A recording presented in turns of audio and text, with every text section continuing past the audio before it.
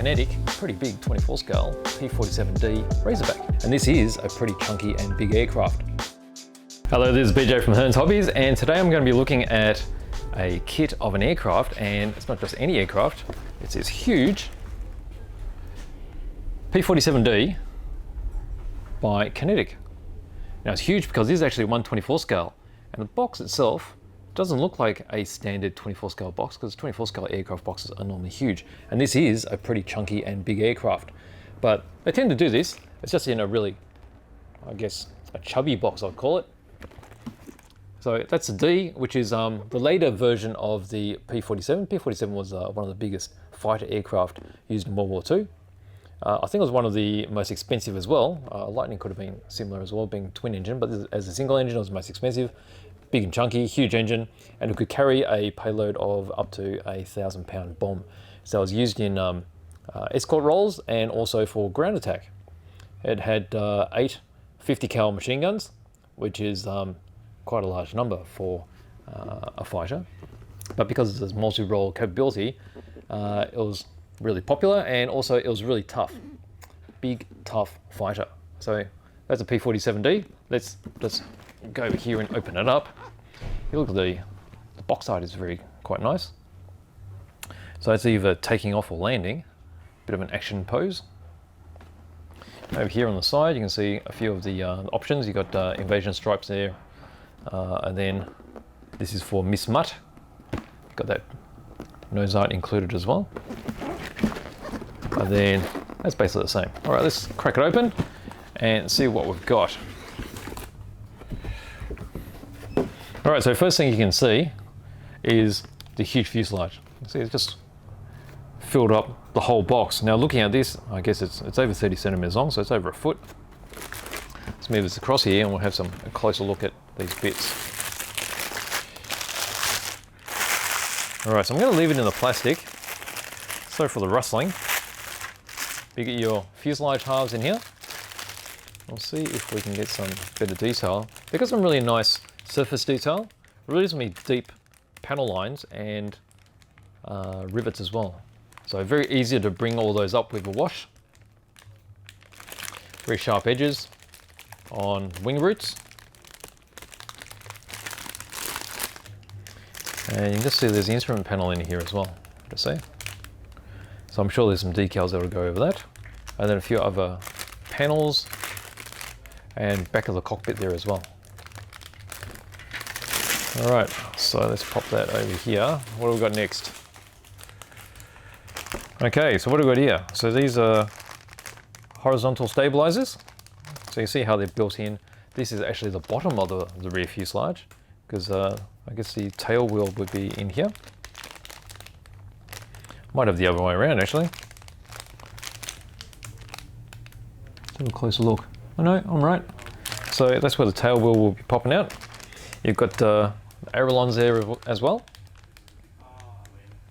Again, you can just see how nice the panel detail is and the rivets. That's a great thing about the bigger scales. You can have jam-packed full of this surface detail. Okay, then we've got some wings.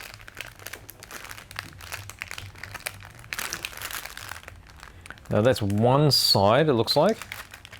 You can see the undercarriage well there. Top section, you can see the cutout there for, actually there's the ailerons there. So what we saw earlier would be the flaps. Got the cutout for the navigation lights there as well, little notch. Okay, so that's one set of wings. That's the other set of wings for the other side. You see this open panel across the top there. We'll check on the manual a bit later, but that's probably access for detail of the machine guns. And then again, there's the base of the wing. So you can imagine that, the wingspan is going to be out to here. It's pretty decent. It's probably about 60 centimeters maybe. Okay, so we've got some more control surfaces here. All right, so we've probably got flaps and ailerons going on before. Got a bomb there. Not too sure what that is. It could be a 500 pounder.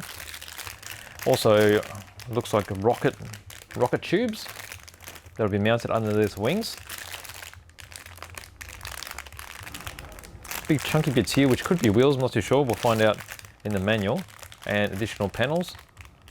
They look like probably are they undercarriage doors maybe? Because it looks a bit like the wing root shape there. Okay, we've got some bits here outside of the plastic, which is going to be good to see the detail. Got horizontal stabilizers here. Okay, so you can see the hinging. I'll move it around so you can see the panel detail. There's a lot of rivet detail along those. You got the main undercarriage legs there. The tail wheel covers. Over here you've got the cowl. So that's part of the engine cowl. Big drop tank.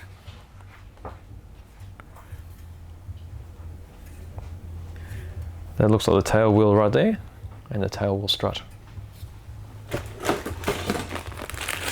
There's a big chunky bag here of bits. Okay, so there's additional drop tanks. Looks like there's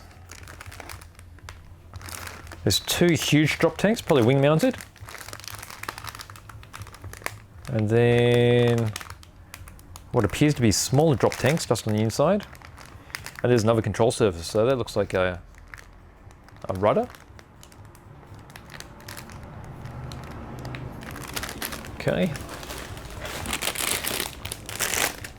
Okay, this bag, we've got the cockpit details. We've got the seat. It's a big massive seat for a 24 scale pilot. You've got parts of cockpit here. You just see how spacious we were inside. You've got parts of the engine covers. This looks like probably a intake. Don't know exactly where that goes. Big parts of the nose there too. More of the cowling. Other halves of the cowling. And then it looks like we're getting into some engine detail and some more instrument panels. Okay, so there's quite a lot of option here. This one has a big props in it. Okay, so you can see the prop there. It's probably about 15 centimeters long. Very large moulding here, which appears to be, I don't really know, it looks like some sort of structural part. It could be for strengthening of the wings. I see a spar there as well. That'll probably be a wing spar, simply for strength of the model. And then you've got various parts of the props. So again, there's a bit of a selection. Okay, then we've got a whole heap of clear parts. Some clear panels here. So I guess that's you got your that's a bubble canopy here. So I guess you won't be using the bubble canopy because this is the Razorback, and then there's the Razorback canopy parts there as well. So obviously there'll be parts on the original sprue that you'll be using, but you'll use the new ones for getting the Razorback. Okay, now we'll get into, interesting, we've got some tires here. Now these are a rubber material, they're semi-flexible, but they're pretty stiff.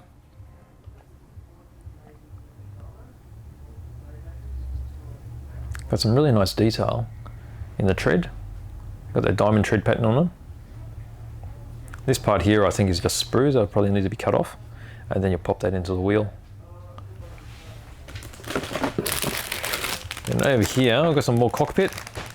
This looks like the firewall, the engine mount. You've got exhaust components here. You got the radial engine, the big massive radial. All other engine parts there, and you can see the fine ribbing just on the cylinders there for the air cooling. Okay, and then what do we got here? Some more bits, more cockpit parts. This looks like it could be the rear bulkhead. Oh, these are probably specific for the Razorback. These long things, I don't know.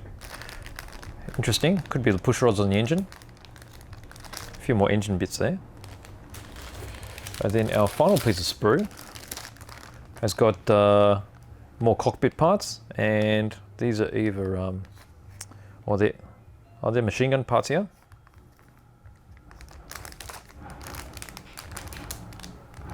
Okay, so you got 2, 4, 6, 8. So you got 4 on each wing. Then you got some plumbing there for the engines as well. These are the sides of the cockpit.